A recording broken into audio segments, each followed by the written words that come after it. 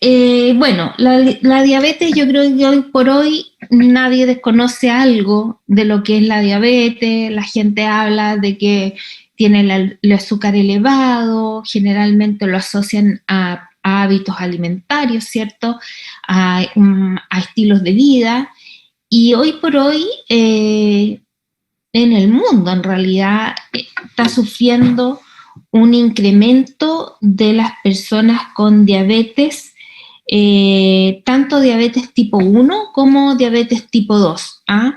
Como vamos a ver en la clase, la diabetes tipo 1 tiene un carácter de tipo más bien genético, que si hay condiciones ambientales y otro tipo de factores, van a determinar que la enfermedad se manifieste. Y la tipo 2, que está más asociado a malos hábitos o condiciones poco saludables en lo que es estilos de vida. Pero que sin lugar a duda hay que hacer algo. Es una enfermedad crónica independientemente del tipo que sea, que acarrea problemas tanto a nivel nervioso, vascular, a nivel de algunos órganos de los sentidos, ¿cierto? A nivel renal, que sin lugar a dudas van a comprometer enormemente la calidad de vida de las personas. Así que ahora vamos a revisar específicamente la de tipo 1, la de tipo 1 que es esta diabetes que está ligada a la herencia y que se manifiesta generalmente en los niños o en los adultos jóvenes. ¿Ah? No es una enfermedad que se va a manifestar en el adulto tiene diabetes tipo 2 asociado a estos estilos de vida poco saludables. Bien, voy a agrandarlo. ¿Cuáles son los objetivos de la clase? Definir e identificar formas clínicas de diabetes mellitus tipo 1 en niños y adolescentes. Segundo, reconocer los pilares de tratamiento integral de la diabetes mellitus. Vamos a ver que hay 3 pilares fundamentales en lo que es el tratamiento y el manejo de la diabetes, e identificar las complicaciones de la diabetes mellitus en niños y adolescentes. Que en realidad son igual, la diabetes, si bien se manifiesta a esta edad, pero estas complicaciones se pueden dar a lo largo de la vida de un paciente diabético. No son distintas en el adulto, en el adulto, ¿ya? Bueno, en relación a la definición de la diabetes, nos vamos a regir por la American Association en el 2008. Yo soy mala, sabe el inglés, chiquilla, pero que define como la diabetes tipo 1 un grupo de enfermedades que se caracteriza fundamentalmente por hiperglicemia. Y esta hiperglicemia es el resultado ya sea de defectos en la secreción o en la acción de la insulina. Pueden estar alterada la secreción o la acción de la insulina. La hiperglicemia crónica en la diabetes se va a asociar a distintas complicaciones a lo largo del tiempo, y entre ellas podemos tener una disfunción o falla en los riñones, en los ojos. A nivel de los nervios periféricos existe alteración de la sensibilidad, ¿cierto? Y a nivel de vasos sanguíneos y corazón, que muchas veces está asociada a problemas de hipertensión arterial. La diabetes tipo 1 es una enfermedad metabólica, en el fondo, que se caracteriza por una hiperglicemia crónica. O sea, a la persona se le hace el diagnóstico y va a morir con ese diagnóstico. Que resulta fundamentalmente de una destrucción autoinmune de las células betas del páncreas. Las células betas del páncreas son las encargadas de secretar esta insulina. Y por lo tanto, esta autodestrucción que ocurre dentro de las células betas del páncreas va a ir determinando un déficit, una disminución, ya sea absoluta o relativa de la insulina, que va a hacer que los pacientes dependan de una manera vital de insulina exógena, ¿ya? O sea, si los pacientes no pueden acceder a esta insulina, en un lapsus de tiempo corto, esas personas van a fallecer por complicaciones de la hiperglicemia. En cuanto a la epidemiología, se supone que hay un incremento anual de un 3% a nivel mundial, ¿ya? Y en los menores de 15 años hasta, y en los niños hasta los 15 años no hay diferencias por sexo, ¿ya? Pero después de los 15 años se ve una mayor probabilidad en el sexo masculino. En mayor frecuencia en la raza blanca, en los asiáticos y en los latinoamericanos, lamentablemente. Y dentro de eso, nosotros vamos punteros. En cuanto a seguimos con esta epidemiología, afecta principalmente a niños y jóvenes, se caracteriza por la falta total de la producción de insulina, su inicio es brusco y agresivo, ¿ya? O sea, los niños generalmente, como vamos a ver acá, van a debutar con un cuadro bastante crítico que es causado por esta hiperglicemia, que puede poner gravemente en riesgo a los niños, ¿ah? O sea, no es que empiecen con polidipsia, poliuria, polifagia, como se ve en los adultos, y que uno pone ojo y se pucha, ¿no tendrá alguna alteración del metabolismo? No.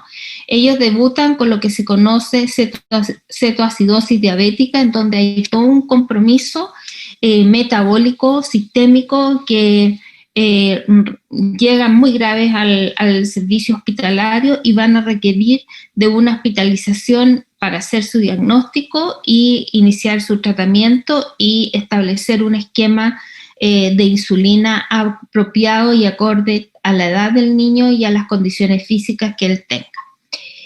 En Chile corresponde a no más del 5% total de los diabéticos, la diabetes tipo 1. La información disponible indica que Chile es un país con una baja tasa de incidencia de un 6,58 por 100.000 habitantes por año. Entre el periodo 2000 o 2004 se observó un incremento significativo de la tasa de incidencia de un 5,44 a un 8,3 por 100.000 habitantes por año. Y dentro de nuestro país, en la diabetes tipo 1, no se han encontrado diferencias significativas según el sexo, ¿ya? Esta es información que está sacada desde el MinSal. Como les decía, Chile es uno de los países dentro de Sudamérica, Latinoamérica, que tiene el más alto índice o incidencia, o prevalencia, perdón. Y dentro de estos países latinoamericanos, el que tiene una menor prevalencia es Perú. Perú con un 4,5% y nosotros con un 9,5%, ¿ya? Ahora, si lo miramos a nivel de Norteamérica, México nos supera con un 15,6%, y Estados Unidos, donde uno ve que hay mucha gente con exceso de peso, la verdad es que estamos muy similar a ellos, tiene un 9,4%, ¿ya? Y Canadá un 8,1%. Así es que este es un indicador que nuestro país está tiene como meta, como objetivo, disminuirlo, dadas las condiciones crónicas que los pacientes tienen a futuro. En el mundo se estimó que, o sea, la verdad es que las estimaciones mundiales son bastante poco precisas y no ha sido fácil hacerlo, y recién hay una publicación en el año 2015 de la Federación Internacional de Diabetes, en donde estimó que actualmente hay más de 500,000 de niños menores de 14 años con diabetes tipo 1.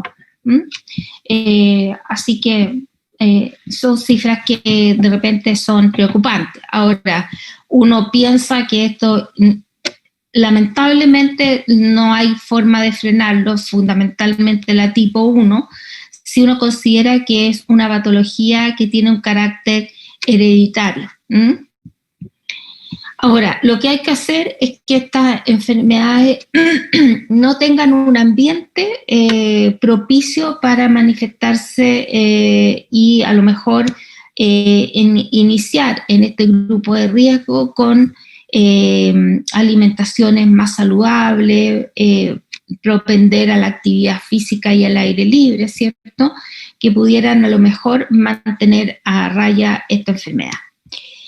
En relación a los problemas de la diabetes mellitus en los niños menores de 5 años, radica fundamentalmente en la dificultad del manejo por necesidad de insulina exógena por mayor riesgo de hipoglicemia. La verdad es que el manejo de los niños diabéticos de repente resulta ser bastante difícil.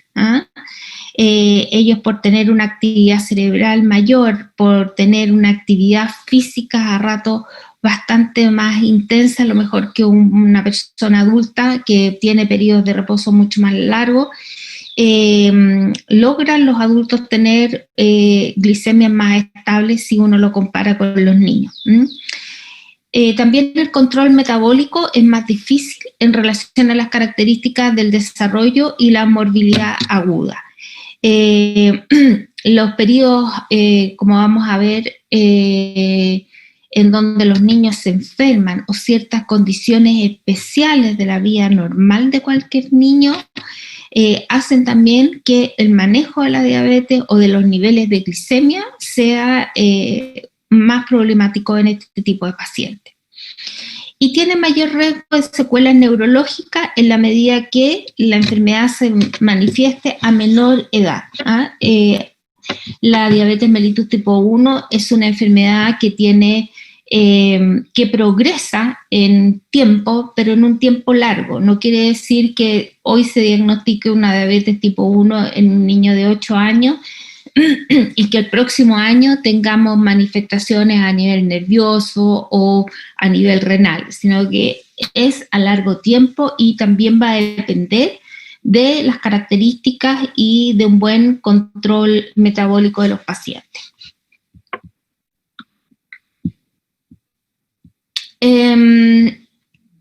Los países que muestran un mayor número de niños con diabetes tipo 1 entre los 0 y los 14 años es Estados Unidos, que sobrepasa a los otros países de manera ampliamente, después India, y dentro de Latinoamérica está Brasil en tercer lugar, y afortunadamente nosotros no encabezamos esta lista.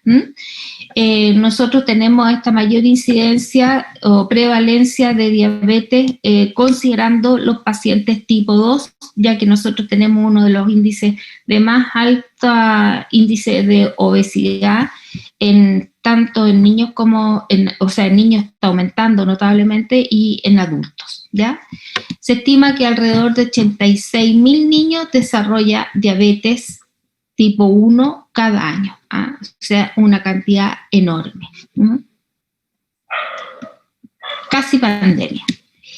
Bueno, el tratamiento y el de los pacientes con diabetes es un tratamiento caro. O sea, la compra de las insulinas, los insumos de jeringas, las setas, de estos monitores para evaluar la glicemia de tipo capilar, las cintas reactivas, realmente es un gasto enorme que los pacientes tenían que sacar de su propio bolsillo para poder mantener un control y una adherencia al tratamiento, y tal vez esa fue una de la justificación de por qué la diabetes fue una de las primeras garantías que se ingresaron al sistema GES, ¿ya? Y dentro de esas garantías, ¿cuáles son estos beneficiarios que pueden optar a esta garantía? Son pacientes con sospecha, que van a tener el acceso a la confirmación diagnóstica.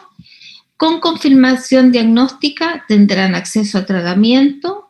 con descompensación tendrán acceso a tratamiento de urgencia y hospitalización según indicación médica, y el tratamiento tendrán acceso a continuar.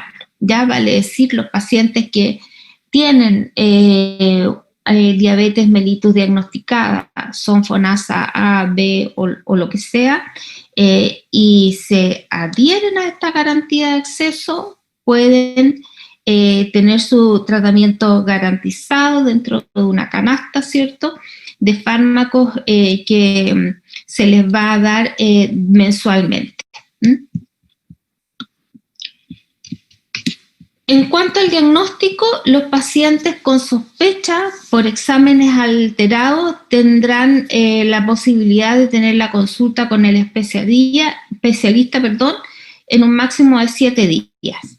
Y con sospecha de descompensación, o sea, si uno encuentra una glicemia sobre 250, por ejemplo, van a tener la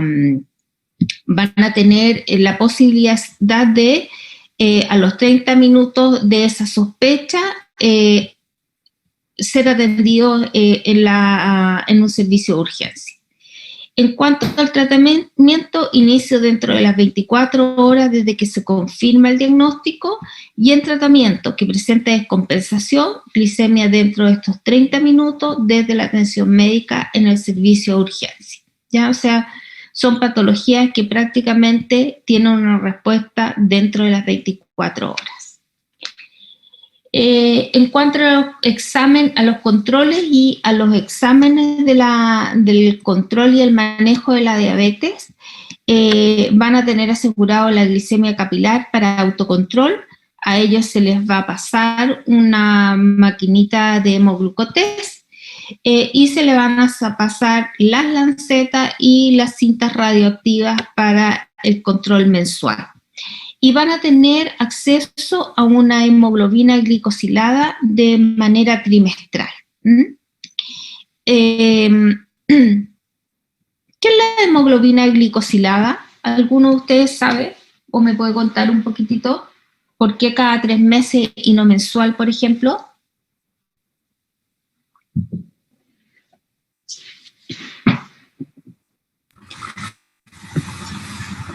Profe, se supone que es un examen que mide los niveles de glicemia durante ese periodo, durante 3 meses, que ayuda como a verificar o corroborar cómo se han comportado los niveles de glicemia de la persona.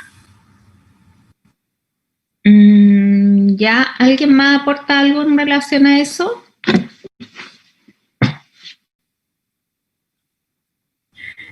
Y también tiene que ver como con la vida de los glóbulos rojos.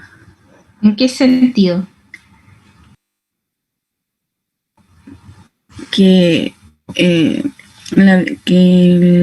como la afinidad del azúcar a los glóbulos rojos, y como, no me acuerdo muy bien, pero es como que tenía que ver como que los glóbulos rojos vivían 3 meses aproximadamente, y se podía ver como cuánto se había afinado la glucosa a los glóbulos rojos en ese periodo. Ya, o sea, cómo la glucosa se une a estos glóbulos rojos, ¿cierto? Y como el glóbulo rojo tiene una vida media de aproximadamente 120 días, podemos de una manera retrospectiva ver si este paciente ha tenido glicemia más o menos estable, o es el típico que se pega un patacón de comida y después se pone harta insulina para mantener los niveles dentro de normales en ese rato. Pero igual él va a hacer episodios de hiperglicemia, ¿ya? Así que por eso se pide trimestralmente. Por lo tanto, cada paciente debiera tener una hemoglobina glicosilada por lo menos 3 en el año. Otros controles que se van a hacer de manera anual, hormonas tiroideas y TSH, perfil lipídico en los mayores de 12 años, fondo de ojo después de 3 años del diagnóstico, ¿ya? Los pacientes diabéticos pueden tener daño a nivel de retina que puede llevar a ceguera, y causado específicamente por la hiperglicemia. Y como les dije que esta era una enfermedad que evolucionaba lentamente en los años, no se justifica hacerlo antes de los 3 años del diagnóstico. Creatinemia para evaluar creatinemia y microalbuminuria para poder evaluar la función renal, ¿ya? Y acá están los criterios en relación a la hemoglobina glicosilada, en donde vamos a encontrar un buen control si tenemos una hemoglobina glicosilada menor a 6,5%, aceptable entre 6,5 y 7,5 y malo si es mayor a 7,5.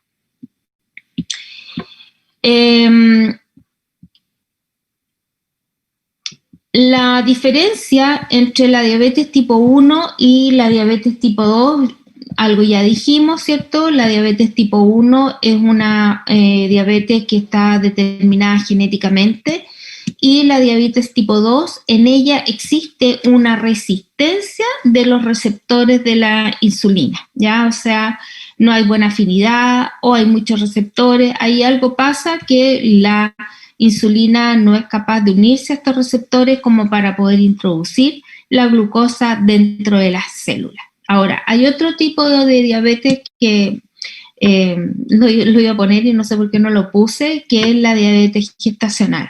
La diabetes gestacional es una diabetes que aparece exclusivamente durante el embarazo, durante la segunda mitad del embarazo, y que uno de los factores de riesgo a futuro de esa mujer es que se convierta en una diabética tipo 2, ¿ya? La diabetes se manifiesta porque durante el embarazo hay un conjunto de hormonas que son hiperglicemiantes y que por lo tanto la insulina circulante va a ser incapaz de absorber, ¿cierto?, la cantidad de glucosa por un lado y competir con estas hormonas hiperglicemiantes.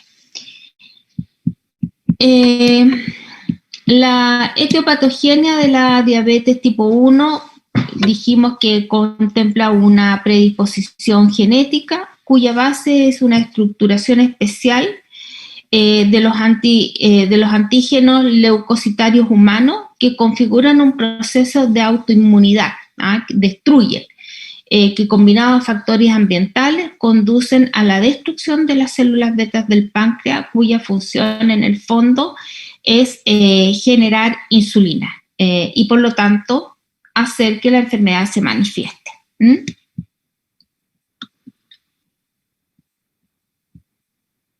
El proceso dijimos que era gradual y en esta diabetes tipo 1 hay 5 etapas que están bien definidas, ¿ya? Una es esta predisposición genética, en donde la persona va a tener genes que van a hacer que la enfermedad se manifieste en algún momento de su vida. Después hay un disparador ambiental que bajo algunas condiciones ambientales de la forma de vivir puede predisponer a estas personas a manifestar la enfermedad. Después hay una autoinmunidad activa y las dos últimas ya están con amarillo porque aquí ya en la cuarta etapa es cuando ya empiezan a aparecer los signos clínicos de una diabetes, porque hay una destrucción progresiva de las células beta y hay una presentación de los síntomas de la diabetes tipo 1. Todas estas etapas tienen un periodo de evolución de aproximadamente 6 meses. Acá hay una forma gráfica de ver estos 5 estadios, ¿cierto? En donde uno puede ver que hasta la respuesta inmune, las células, todavía hay una cantidad de insulina circulante y una cantidad de insulina que el páncreas es capaz de secretar de tal forma de mantener una glicemia dentro de rangos normales. Incluso cuando hay una reducción de las células betas del páncreas, ¿ya? Y esto va a ser a lo mejor mucho mejor tolerado en aquellos pacientes que tienen una constitución de tipo más delgado, pacientes flacos, ¿ya? En donde la cantidad de insulina que necesitan para poder ingresar esta cantidad de glucosa a la célula va a ir siendo menor. Ya cuando hay clínica de diabetes, simplemente la reducción de la insulina está reducida y hay un examen que se puede hacer que es el péptido C, que es una sustancia que también es producida por el páncreas, que está presente cuando hay esta reducción de insulina.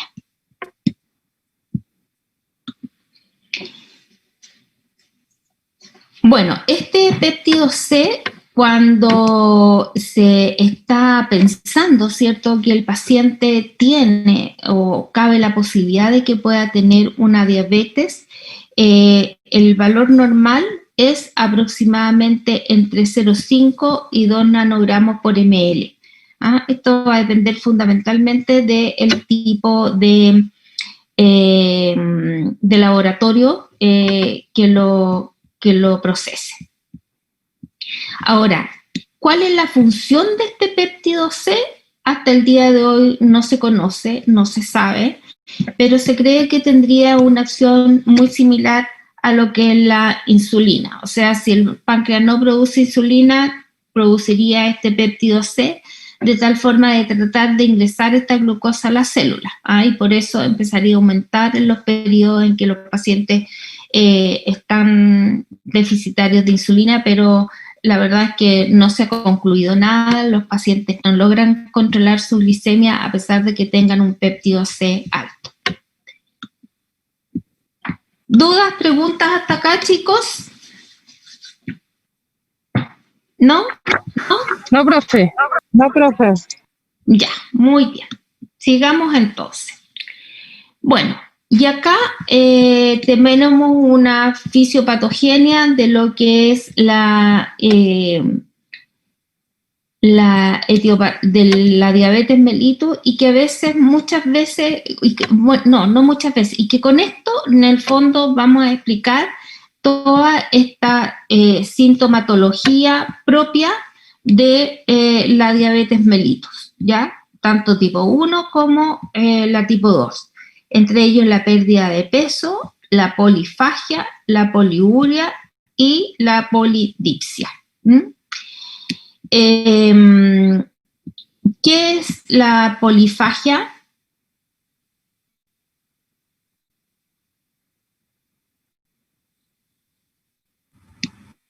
Comer mucho, profe, muchas veces. ¿Ya? La poliuria.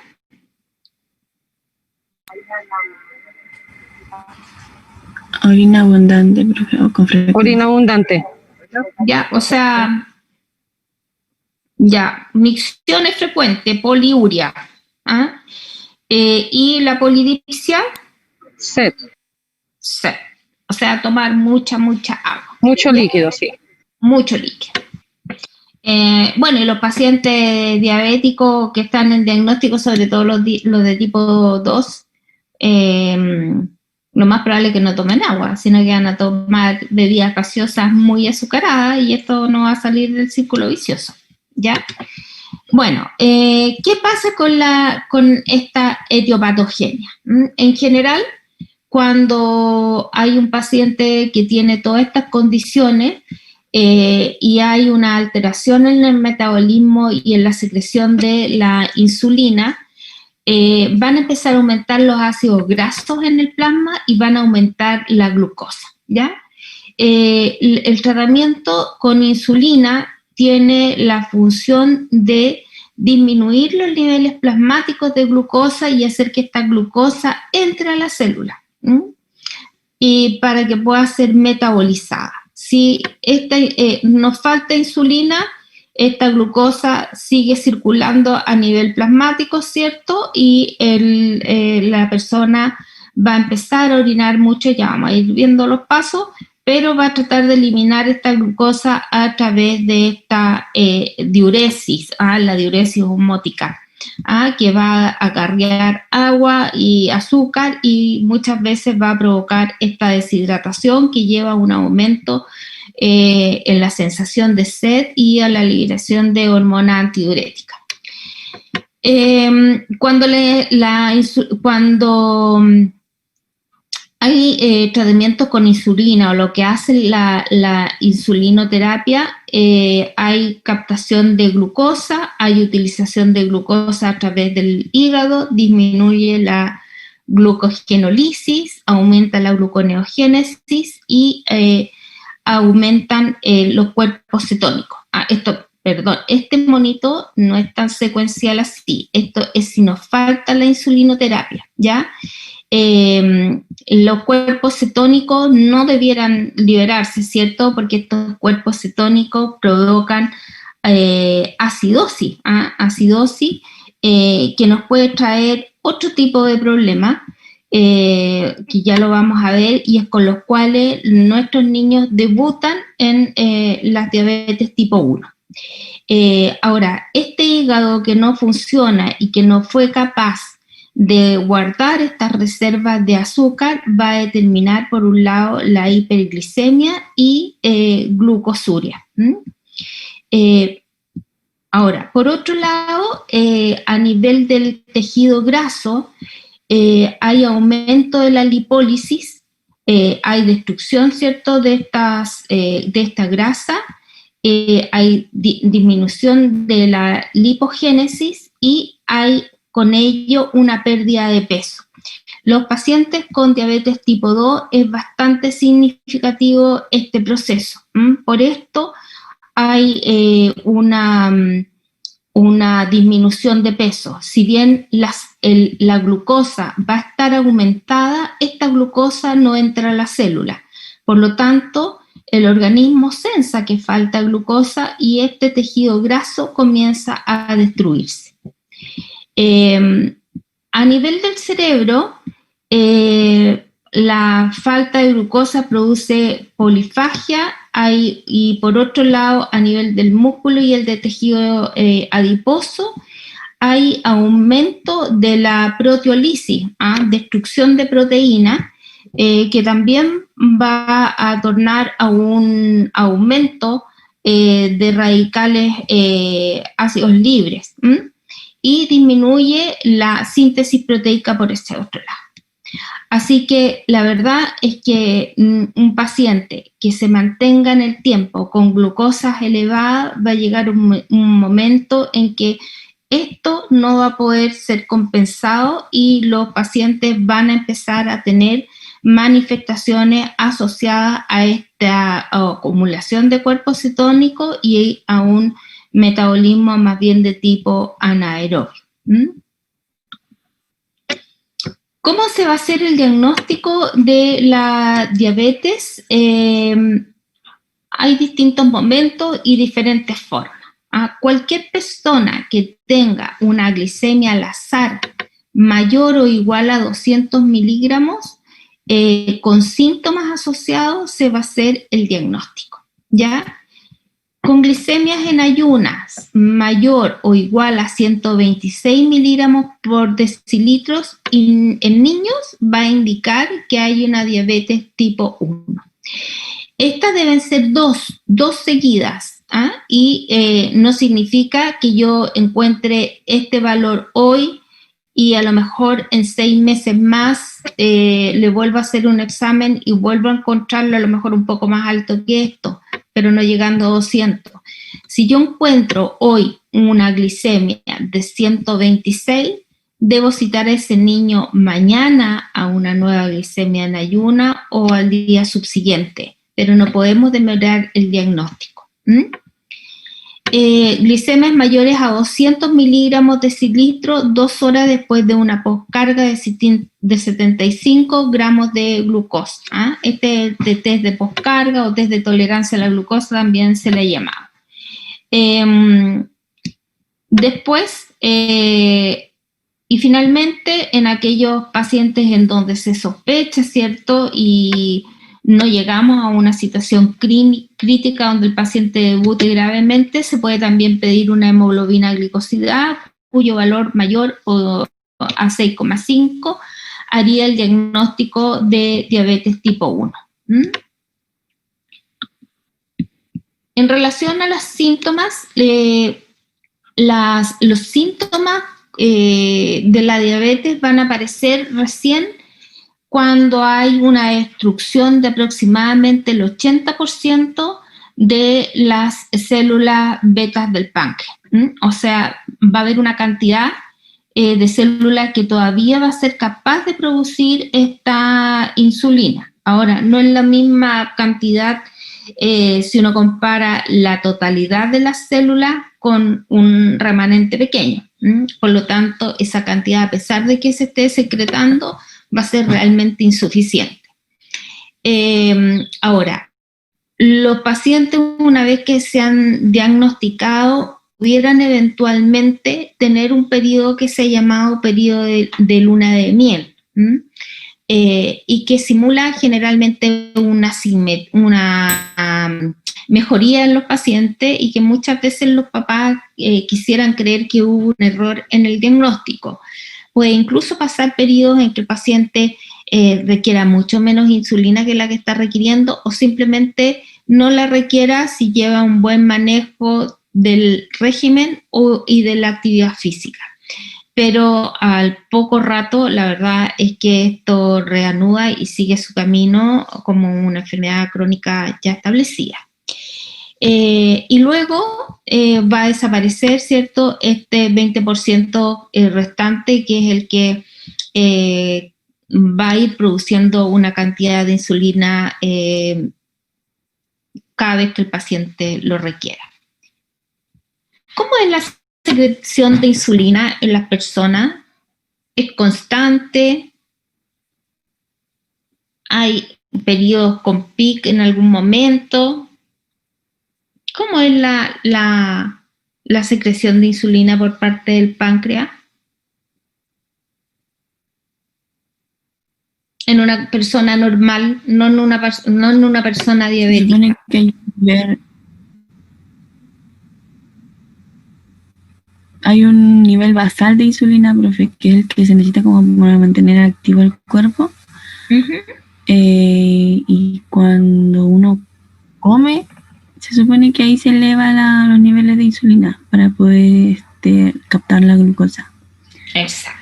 Ya, entonces, eso es súper importante lo que ustedes dicen, porque, y también eso ha hecho un poco que los tratamientos cambien, ya lo vamos a ir viendo. O sea, uno tiene el páncreas secreta una cantidad basal, ¿cierto?, para mantener este metabolismo celular, pero cada vez que uno come, hay una elevación en la secreción de insulina, que va a depender obviamente de la cantidad de hidratos de carbono que uno tenga, pero si uno picotea todo el día, la verdad es que el páncreas está sube y baja todo el día. Así que ojo con eso. ¿Cuáles son los síntomas de la diabetes? ¿Quién me los puede contar? Yo sé que ustedes lo saben.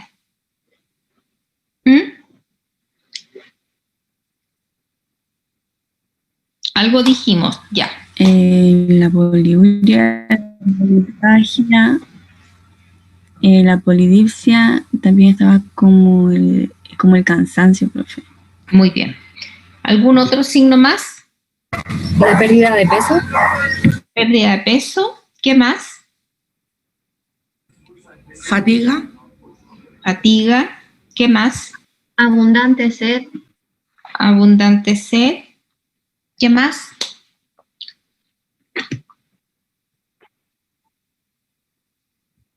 Polifagia, ¿sí?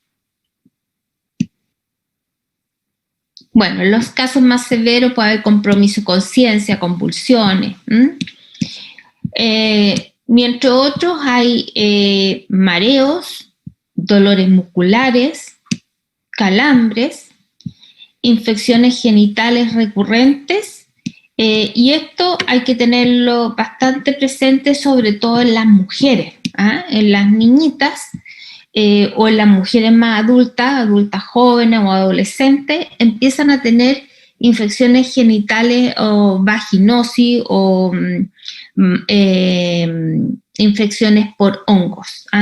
Así que si una niña empieza a tener de este tipo de infecciones, habría que descartar una diabetes tipo 1.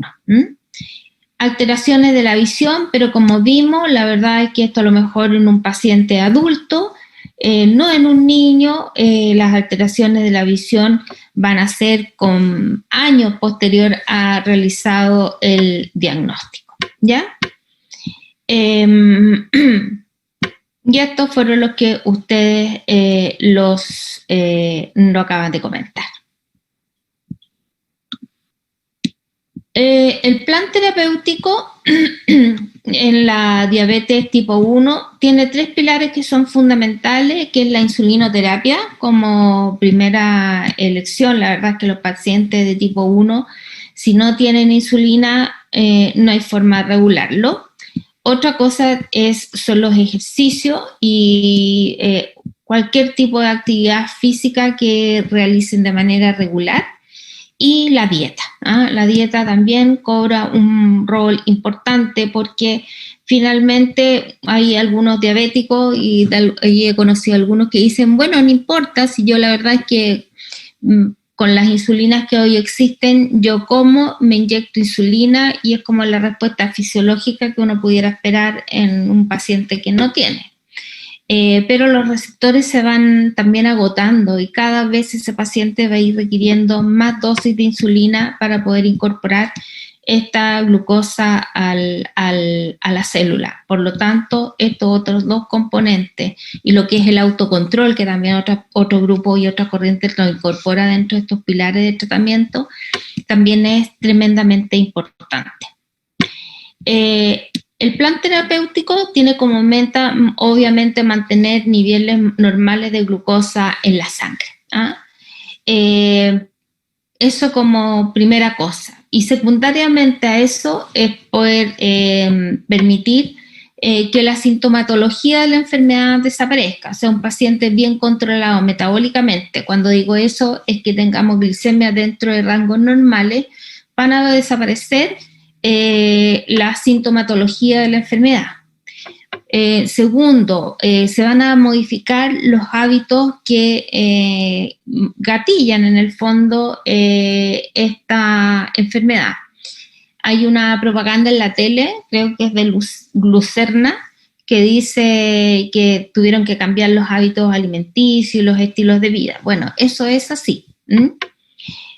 Tratar de normalizar el estado nutricional, sobre todo en aquellos pacientes diabéticos en que tienen exceso de peso.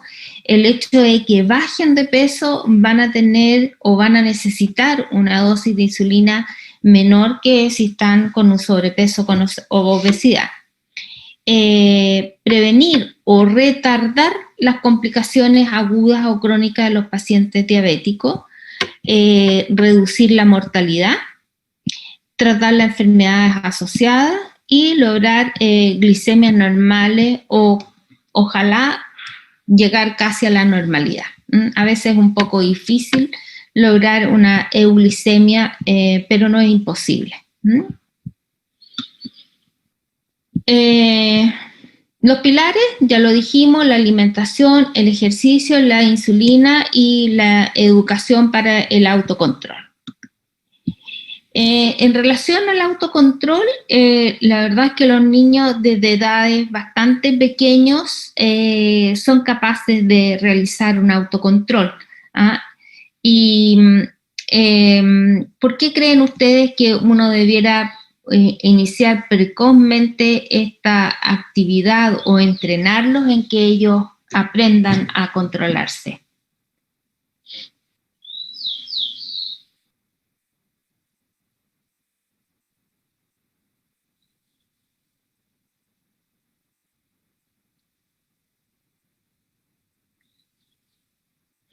Porque el niño va a salir del alero de la casa en algún momento, va a empezar a ir al jardín infantil, ¿cierto?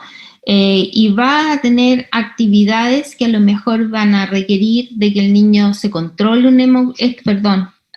nunca pongo la sigla, pero aquí este es hemoglucotest, ¿ya? Requiere hacerse un hemoglucotest antes a lo mejor de hacer actividad física para ver si necesita colocarse insulina, etcétera, ¿ya? Por eso es importante que ellos aprendan desde pequeños a autocontrolarse.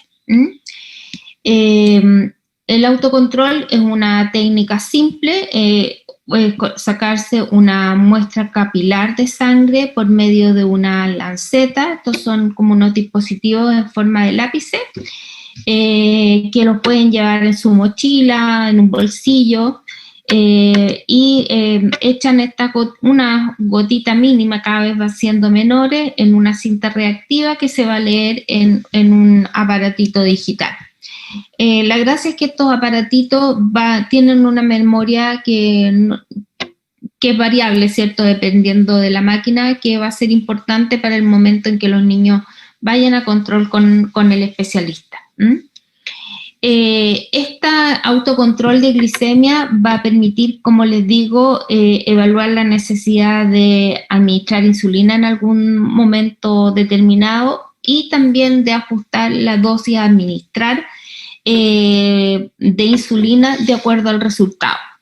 Cuando los pacientes se van de alta, generalmente se van con un esquema de insulina en donde les dice si usted encuentra una glicemia entre tanto y tanto, se va a colocar esto, ¿ya? Así que es bastante fácil para ellos seguir el tratamiento.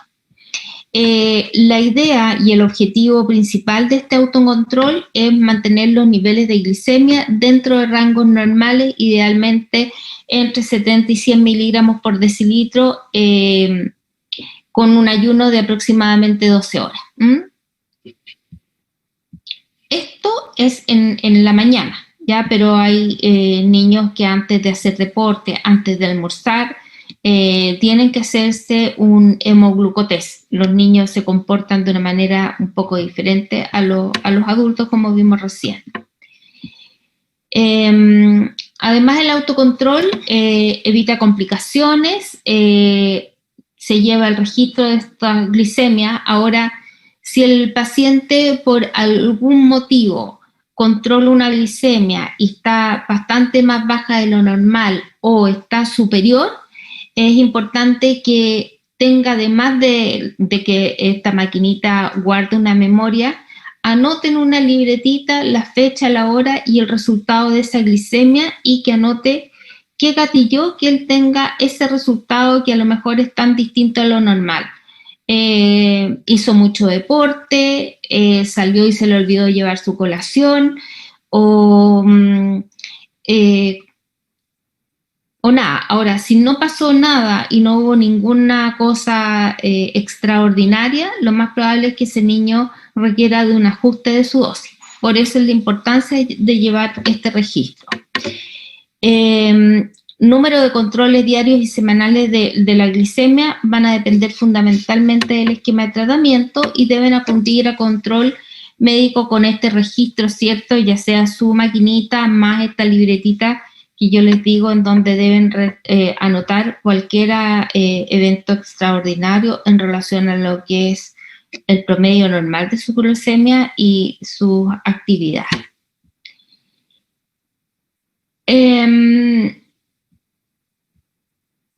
Bueno, este ya lo vimos. ¿Qué otras papeladas acá? Las complicaciones de la diabetes tipo 1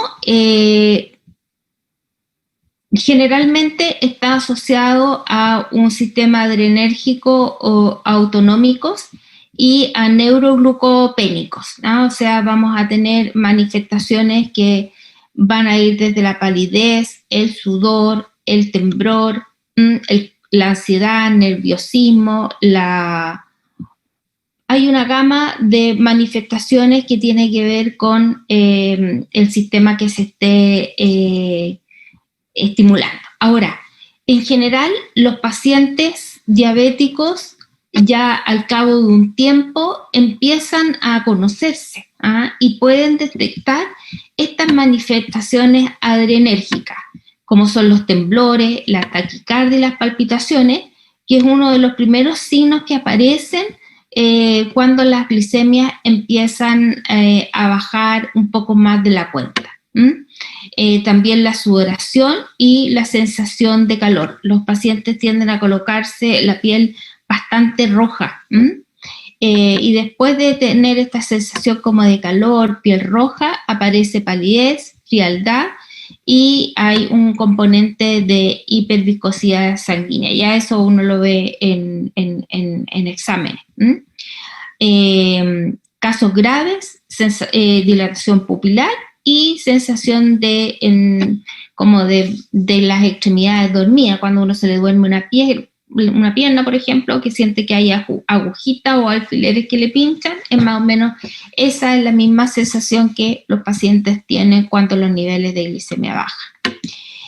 En relación a las manifestaciones neuroglucopénicos, tenemos alteración en relación al juicio, hay un compromiso de conciencia, hay ansiedad, hay mal humor y hay irritabilidad. Hay cambios de personalidad, la habilidad emocional, y esto de repente a los pacientes diabéticos los encasilla como que son raros, como que son mal genios, malhumorados, pero esto es nada más que parte de la manifestación de su enfermedad. Algunos de ustedes dijo que también tenían fatiga, debilidad, hay confusión, ¿cierto? Deterioro del juicio. Pueden tener mareos y delirio, pueden tener visión borrosa, visión doble, ataxia, falta de coordinación y a veces pueden estos signos en el sentido que las personas no pueden hablar o que quieren decir algo y no lo pueden decir, como que están bebidos. Hay dolor de cabeza, estupor, coma y hay una respiración anormal en los pacientes que tienen estos comas diabéticos. ¿Cómo se llama esta respiración?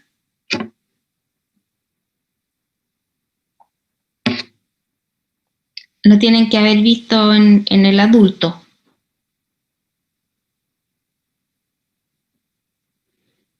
Que es una respiración típica del paciente acidótico, que es la respiración de Kussmaul, ¿ya? Y pueden tener convulsiones generalizadas o convulsiones focales. En relación a los niveles de glicemia que un paciente puede tener, ¿cuáles son estas alteraciones o sintomatología asociada a ella? Bueno, entre 80 y 60 es lo que 80 es normal, ¿cierto? Entre los bajo los 70 y de los 60 vamos a tener síntomas adrenérgicos y bajo los 60 hasta 35 por ahí tenemos síntomas neuroglucopénicos y más abajo de 35 podemos tener cambios en electroencefalograma y bajo 20 hay coma. La verdad es que en un paciente es más fácil revertir situaciones de hiperglicemia que hipoglicemia. Los pacientes se mueren más por un coma hipoglicémico que por hiperglicemia. Cuesta mucho más revertir una hipoglicemia que una hiperglicemia. ¿Cuáles son las causas de que un paciente pueda presentar una hipoglicemia? Primero, no comer. O sea, un paciente diabético no puede tener ayunos prolongados. La idea es que él tenga las 4 comidas, desayuno, almuerzo, 11 y comida, y tener 2 colaciones. Una colación a media mañana y otra alrededor de las 10 de la noche. Cambio en los horarios de alimentación. Si hay algo que el diabético tiene que seguir al pie de la letra, son estas rutinas, ¿cierto?, para alimentarse. El diabético no puede saltarse alimentaciones, porque rápidamente puede caer en hipoglicemia. Comer poca comida. Si un diabético quiere hacer dieta, tiene que ser una dieta que sea controlada con el diabetólogo, nutriólogo y la nutricionista, de tal forma de que aseguren la cantidad de hidratos de carbono suficiente como para tener un sustrato mínimo. Si no, la verdad es que el tratamiento no va a funcionar. Un diabético no puede suprimir los hidratos de carbono. Aumentar la actividad física o el ejercicio, tampoco puede hacerlo de manera así arbitraria, ya que para poder aumentar la actividad física, incluso en algunos casos, supónganse un niño que va a hacer educación física en el colegio, muchas veces debe consumir una colación extra, ya que el ejercicio trae consigo un consumo importante de glucosa y eso puede ser súper complicado al momento de que un paciente no lo haga. Una anécdota, no me pasó a un paciente, no, a mi hija tenía un profesor en la universidad que era diabético tipo 1, tenía como 45 años su profe. Y él tenía todo un kit en su oficina y todo el mundo sabía que eso era por si él le daba alguna vez una hipoglicemia. Y fueron, donde ella estudiaba un claustro de profesores, como un retiro de profesores, fue a jugar fútbol y a pesar de que comió, le dio una hipoglicemia y se murió. Así de complejo es esto de la actividad física. Una persona que llevaba ya casi como 20 años con su enfermedad y que se manejaba bastante bien, pero cuando aparece la hipoglicemia es súper, súper complejo. Por lo tanto, los pacientes cuando van a hacer actividad física deben hacerse un hemoglucotest y deben considerar el consumo de una colación extra, no es la de la mañana la habitual. Otra causa de hipoglicemia es hipoglicemias recientes, aumentar las dosis de insulina. Supónganse ustedes que un paciente va a un asado, a un cumpleaños, y dice, chuta, he comido mucho y no lleva su maquinita y aumenta por sí solo esta dosis de insulina ultra rápida. Ahí rápidamente pueden bajar las insulinas. Ahora, la forma en que también vienen presentadas las insulinas puede hacer que un paciente se equivoque en administrarse la insulina y en vez de colocarse la lenta, se ponga la ultra rápida y baje drásticamente las glicemias a nivel plasmático. Cuadros digestivos y la ingesta de alcohol. ¿Cómo se va a manejar la hipoglicemia? Primero, lo más importante es efectuar una glicemia de urgencia con cintas radioactivas de hemoglucotest. Se debe confirmar la hipoglicemia para no confundirla con otro tipo de patología. Ahora, si no se puede realizar este hemoglucotest, tratarla igual como si fuera una hipoglicemia. Ya que, como vimos, los síntomas pueden tener sintomatologías que pueden ser irreversibles, causar daño neurológico, daño permanente o la muerte. La forma más rápida de poder actuar en estos pacientes en los cuales se sospecha una hipoglicemia es administrar azúcar disuelta en agua, ¿ya? Siempre y cuando esta hipoglicemia no sea severa, ¿cierto?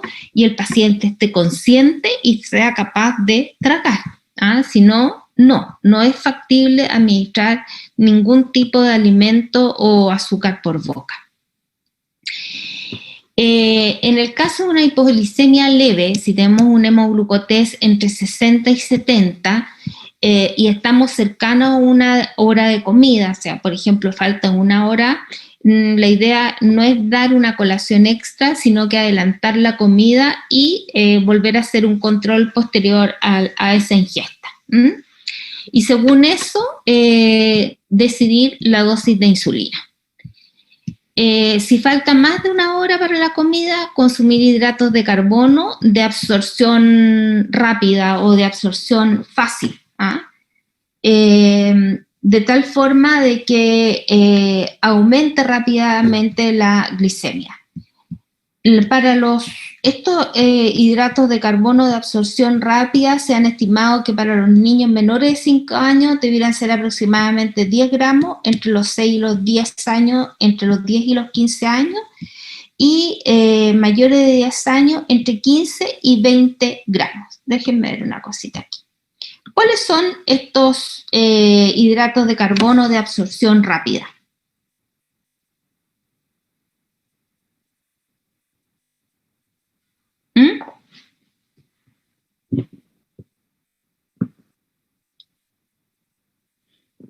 Dimos un dato en la diapositiva anterior: azúcares, el azúcar de la cocina, la miel, un jugo, una bebida gaseosa. ¿Ya? Esos son hidratos de carbono de absorción rápida.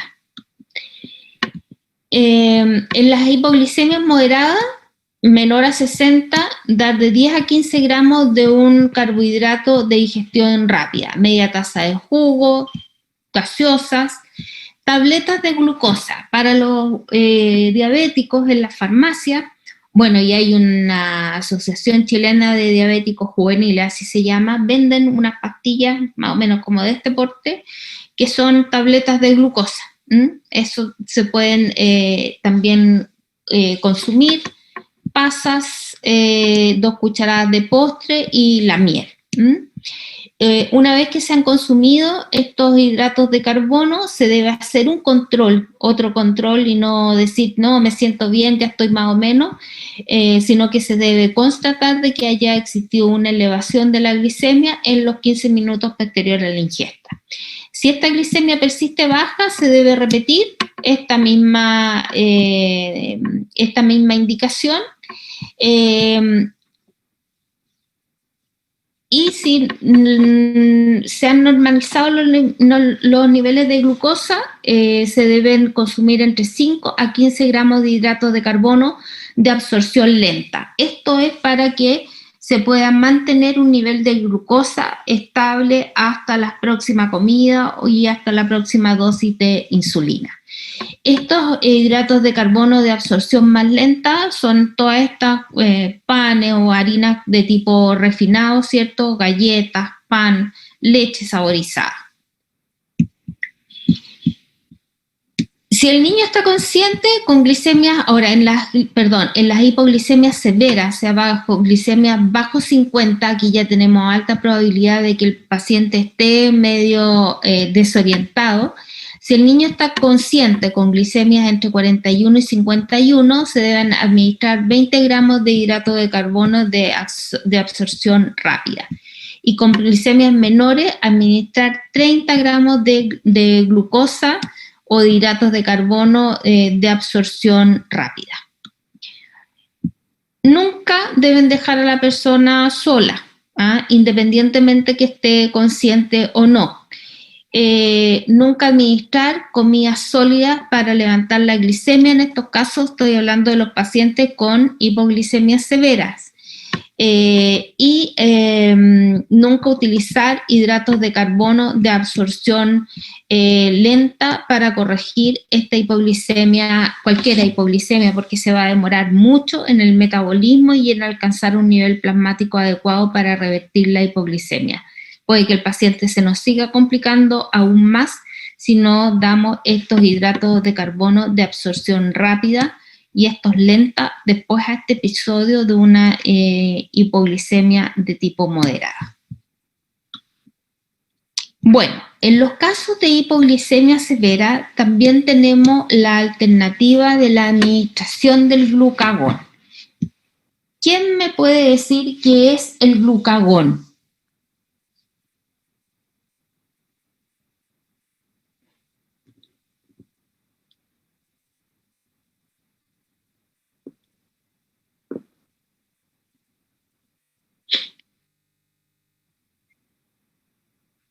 Ya, esta también es secretada por el páncreas, ¿cierto?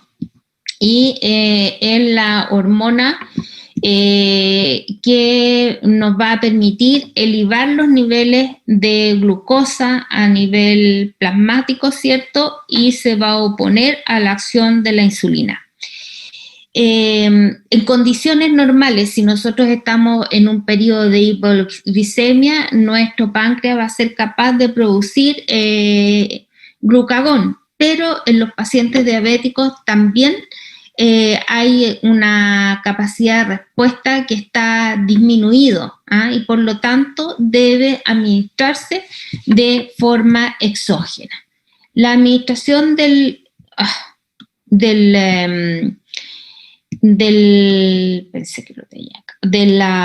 glucagón es bastante rápido. ¿Alguno sabe cómo se administra, por qué vía se administra el glucagón?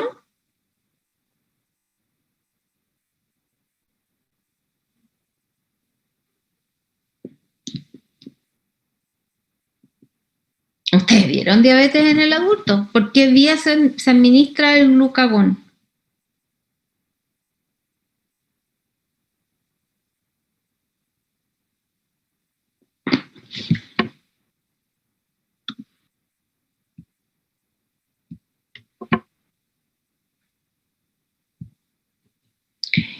El glucagón puede ser administrado intramuscularmente o a través de una inyección intramuscular. La verdad es que cualquier persona debiera estar capacitada para colocar un glucagón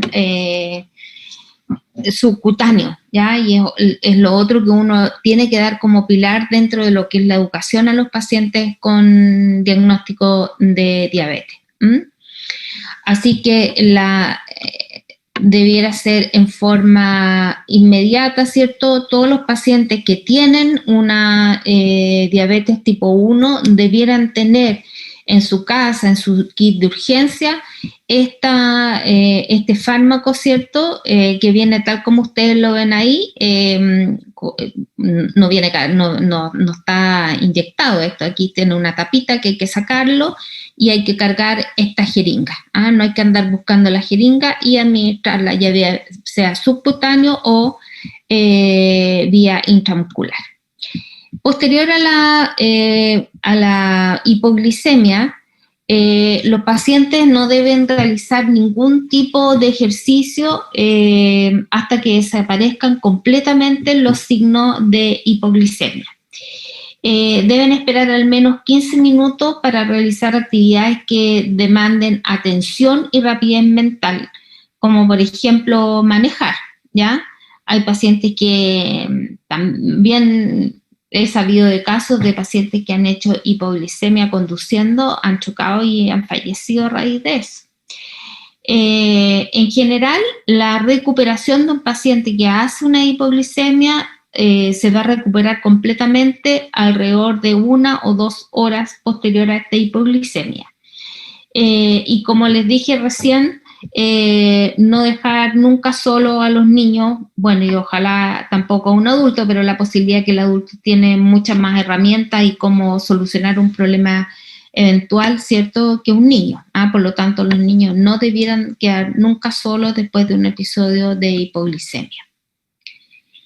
Bueno, el otro problema que tenemos es en el paciente diabético es la hiperglicemia, ¿ya?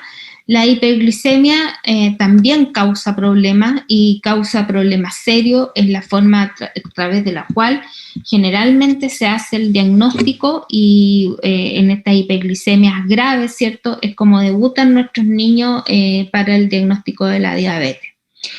En relación a los síntomas, generalmente hay inapetencia, hay una sensación de saciedad, hay dolor estomacal, hay náuseas, en algunos casos, ya en los casos severos, ¿cierto?, hay una dificultad para respirar con este tipo de respiración que yo les acabo de nombrar. Tienen mucha sed, tienen la boquita seca y hay decaimiento. La hiperglicemia puede deberse a varias causas, entre ellas déficit de insulina, o sea que los pacientes simplemente se le acabó, no fue al consultorio y no se la colocan. Y así pueden pasar 2, 3 días y en la medida que van aumentando los años en que viven con su diabetes, ellos saben manejar muy bien eso y se pueden dar estos periodos sin administrar su insulina que de repente uno dice, pero ¿cómo? Excesos de alimentos sin aumento de la insulina. Hay veces que los pacientes empiezan a requerir más, no están inscritos en el auge y para ahorrar ellos creen que pueden colocarse un poquitito menos. Ahora, si empiezan a aumentar de peso, ahí también las dosis van a ir siendo, no van a ser las mismas dosis. Poco ejercicio, procesos infecciosos. Cuando hay un cuadro infeccioso del origen que sea, hay aumentos de la glicemia. Muchos pacientes debutan en nuestro grupo etario, ¿cierto? Los niños con alguna infección de caries, extracciones de muelas o dientecitos infectados que gatillan estas hiperglicemias y a través del cual se hace el diagnóstico. Enfermedades intercurrentes, cirugías y técnicas inadecuadas de hemoglucotés. Ya hay que tener presente que las cintas radioactivas tienen un periodo de vigencia. Si un paciente no está acostumbrado a hacerse el autocontrol y tiene una crisis en un momento determinado y se acuerda que tiene un tubito de cinta, pero que lo compró hace 3 años, lo más probable es que esa cinta esté mala. También la cinta y la maquinita debe ser cargada con una cinta que calibra la máquina para que pueda tener una lectura correcta. Por lo tanto, todos esos son elementos que deben ser considerados al momento de la educación de los pacientes. ¿Qué hacer en el caso de una hiperglicemia? Si la hiperglicemia se mantiene por varios controles, o sea, la verdad es que el paciente puede tener 180, 190 y puede permanecer en su casa, pero si el control con estas cifras elevadas de la glicemia persisten, se deben buscar cetonas tanto en sangre como en orina. Estas se pueden buscar de la misma forma en que se hace el hemoglucotés con cintas radioactivas. Son cintas que se mojan con orina, lo más fácil, y es lo que se les da a los pacientes en la atención primaria. Mojan estas cintas y la leen en el mismo dorso del tubo. Si las cetonas son negativas, beber abundante líquido sin azúcar y administrar una dosis extra de insulina antes de la siguiente comida. Y si son positivas, dosis extra de insulina y verificar que desciendan. De lo contrario, hay que consultar al equipo médico, a su médico tratante, a su diabetólogo. La verdad es que el tema de la aparición de los cuerpos cetónicos en la orina tiene que hacer pensar en una consulta para el ajuste si es que no han existido eventos que justifiquen la aparición de estos cuerpos cetónicos. Hay situaciones especiales en nuestros niños que pueden aumentar los requerimientos, ¿cierto?, de insulina o pueden asociarse a periodos de hiperglicemia, que son, como les acabo de nombrar, algunas enfermedades, ¿cierto?, entre otras cosas. ¿Y qué es lo que pasa aquí cuando ellos están enfermos, cuando hay cirugías de por medio también? Es que aumentan las hormonas de contrarregulación que van a promover la gluconeogénesis y la insulinoresistencia, ¿ya? ¿Cuáles son estas hormonas en el fondo que actúan? Son el cortisol, las catecolaminas y las hormonas de crecimiento. Así que en situaciones especiales siempre debemos tenerlas presentes. ¿Preguntas, dudas hasta acá? ¿No? Bueno, a seguir con esto que es la cetoacidosis diabética, que tal vez es una complicación mayor que puede tener el paciente diabético, y es a través del cual la gran mayoría de los niños debutan cuando se hace el diagnóstico de diabetes. La cetoacidosis diabética es un cuadro en donde en los niños los niveles de glicemia van a estar por sobre los 200 miligramos por ciento. Ya en los adultos esta cifra es un poco más tolerante y se aceptan hasta los 250 miligramos por ciento para hacer el diagnóstico. Ahora, para que sea una cetoacidosis diabética, tiene que haber una acidosis metabólica.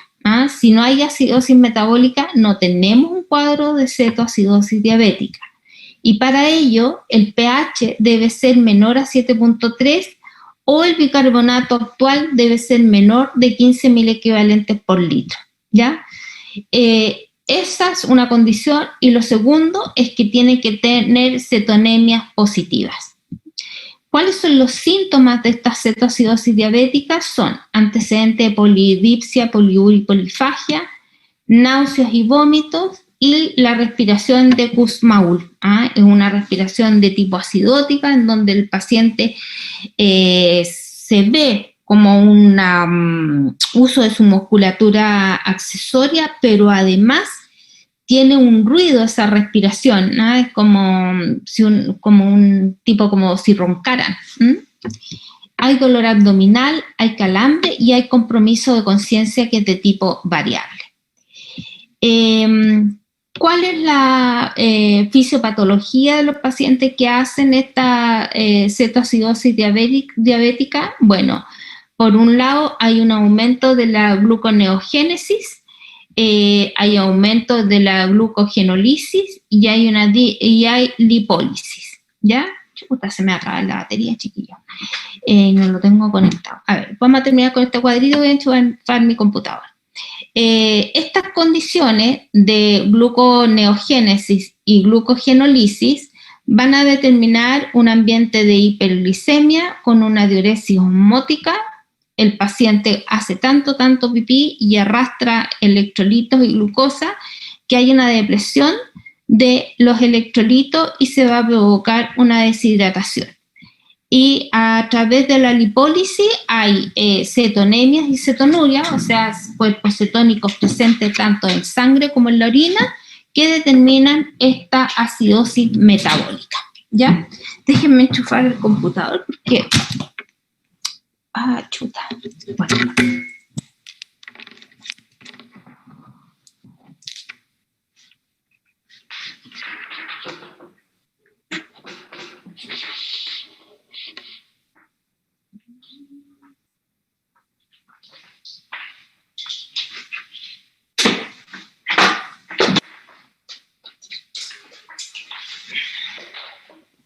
Ya.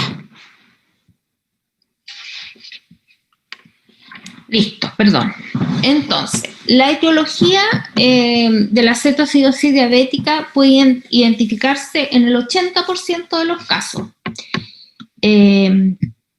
Perdón, es que no me borra que me tomó la corriente. Y bueno, como les he repetido aquí, es favorecedora, es el debut de la enfermedad y en menor medida el incumplimiento de tratamiento y de las infecciones. O sea, los pacientes pueden, a pesar de que tengan tratamiento y ya estén diagnosticados, pueden tener esta cetoacidosis ya habiendo sido diagnosticados. ¿Cuáles son los factores desencadenantes de esta cetoacidosis diabética? Bueno, el inicio, aumento de las necesidades de insulina, ya sea por infecciones, intervenciones quirúrgicas, estrés psicológico, errores en el tratamiento de la diabetes, ya sea por no administración de la insulina o uso de insulina en mal estado o no mantener una conservación de la insulina adecuada. Administración de fármacos hiperglicemiantes como los corticoides. Si un paciente diabético, por ejemplo, hoy por hoy hace un COVID-19 grave, en que requiera uso de corticoides, lo más probable es que las glicemias se van a disparar y van a ser pacientes que van a tener que tener infusión continua de glicemia hasta que el proceso inflamatorio baje y bajen el uso de los corticoides. Hay enfermedades que lamentablemente no se puede prescindir del uso de los corticoides. Alérgicos que requieren uso de corticoides, también se les va a ir a las nubes la glicemia. Otras causas, transgresiones dietéticas, ejercicio físico intenso con mal control metabólico. Chiquillos, espérenme que no sé por qué no me agarra se me va a cortar. Ya, no sé. Si se me apaga, vuelvo a conectarme, no me quiere agarrar. Bueno, los síntomas, algo ya vimos, lo vamos a ver acá, tienen polifagia, tienen poliuria, tienen elevación de la glicemia, tienen cuerpos cetónicos a nivel de la sangre, tienen alteración en la concentración, inicialmente tienen esta piel que es roja, ¿cierto? Y después pasan por un estado de palidez. Hay náusea, dolor abdominal y hay fatiga muscular, calambres y calambres musculares. El objetivo del tratamiento de un paciente con cetoacidosis diabética es restaurar el volumen circulante, ¿cierto? Como tienen esta diuresis osmótica, hay mucha pérdida de electrolitos y los pacientes tienden a deshidratarse. Por otro lado, hay que corregir la acidosis y la hiperglicemia. Hay que prevenir las complicaciones derivadas del propio tratamiento. O sea, un tratamiento que no está exento de riesgo. Corregir el desequilibrio hidroelectrolítico e identificar y tratar los posibles factores desencadenantes de este cuadro. El tratamiento inicialmente se trata de una fluidoterapia, administrar sueros cristaloides que vayan a aumentar, ¿cierto?, el volumen circulante con la corrección del sodio, del cloro, del potasio y del calcio. La corrección metabólica se va a hacer a través de insulinoterapia y aportes de glucosa. Y tras la corrección de la acidosis, una vez que se ha corregido la acidosis, iniciar terapia en bolo con insulina, ya sea de acción rápida o lenta, de manera subcutánea, en la dosis de 0,5 a 1 unidad internacional por kilo por decilitro. Iniciar alimentación fraccionada y nuevamente educar en relación a la diabetes, a su tratamiento y a las formas de cuidarse y de seguimiento. Bueno, esto es como lo mismo. Ya, chicos, vamos a quedar hasta acá. Nos queda una partecita, pero ya son las 1:15. Así que lo dejamos acá en el manejo del control del niño con diabetes, que ya no nos queda poquito, pero no alcanzamos lamentablemente a terminar.